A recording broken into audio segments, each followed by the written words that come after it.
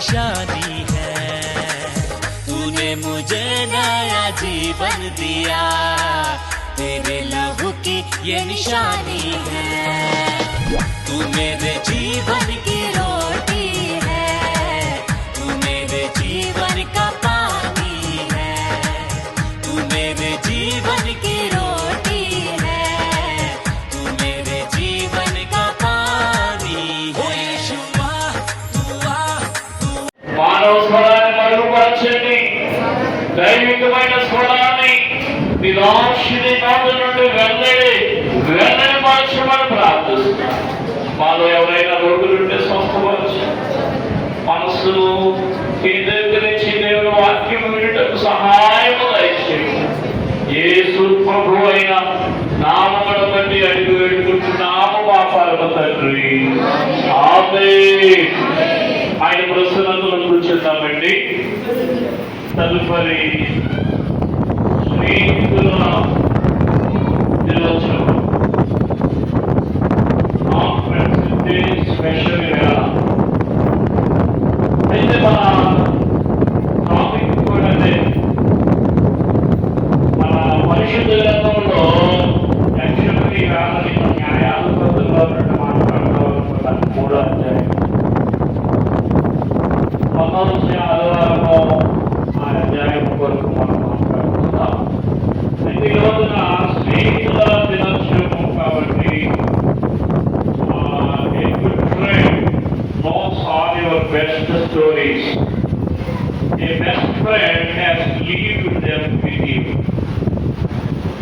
ఈ లోకంలో ఇద్దరు స్నేహితులు ఉంటారు. ఒకటి గుడ్ ఫ్రెండ్, మంచి స్నేహితుడు. ఆ మంచి స్నేహితుడికి స్నేహితురాలకి నీ అన్ని విషయాలు తెలుస్తాయి. తర్వాత ఈ బెస్ట్ ఫ్రెండ్. బెస్ట్ ఫ్రెండ్ అంటే ఎవరైతే బెస్ట్ ఈమె నాకు బెస్ట్, ఈమె నాకు బెస్ట్ అని అనుకుంటావు. ఎంత పరిగెత్తడానికి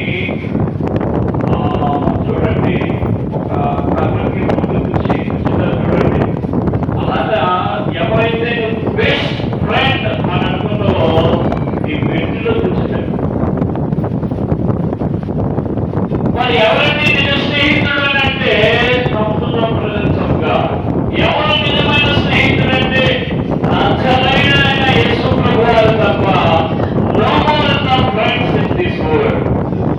నీ స్నేహితుడు అంటే ఎవరు లేక స్టేటస్ పెట్టేసుకుంటావు, ఎన్నెన్నో విషయాలు చేసేసుకుంటావు, సేవలు చేసేసుకుంటావు. కానీ యేసు ప్రభువారు ఇచ్చిన స్నేహము లేదు. అయితే దేవుని వాక్యంలో కొన్ని విషయాలు సామెతలు మనకు తెలిసిన వాడిని 17వ అధ్యాయం 17వ వచనంలో స్నేహితుడు ప్రతి కాలములో ప్రేమించును, ఆపత్కాలములకు సహోదరుడు పుట్టును. హల్లెలూయా, హల్లెలూయా.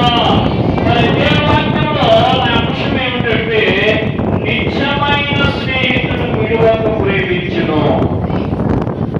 సామెతలు చెప్తున్న మాట నిజమైన స్నేహితుడు ఎవరైతే ఆ నిజమైన స్నేహితుడు యేసు క్రీస్తు ప్రభువు వారి కోసమే మాట్లాడుతున్నారు. ఈ రోజున స్నేహితులు అనంటే చాలా భావాలు వస్తాయి. స్నేహితులు అనేటువంటి మాటకి ఈ చెప్పేటువంటి మాట ఏమిటంటే యేసు ప్రభువు వారు.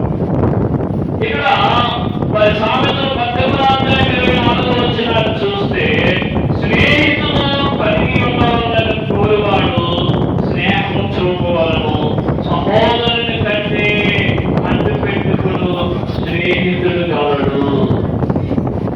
సహోదరుని కంటే అంటు పెట్టుకుని స్నేహితుడు కావాలి. ఇంకొక మాట చూస్తే మరి ప్రతి కాలమున ప్రేమించు నిజమైన స్నేహితుడు సంతోషములోనే కాదు, బాధలో, కన్నీళ్ళలో, కష్టములో నీ పక్కన ఉంటాడు. ఆపత్కాలంలో నిజమైన స్నేహం తెలుస్తుంది. ఆ మాటే సామెతలు 17వ అధ్యాయం 17వ వచనంలో చదువుతామా? 17వ అధ్యాయం 17వ వచనాన్ని చదవండి. నిజమైన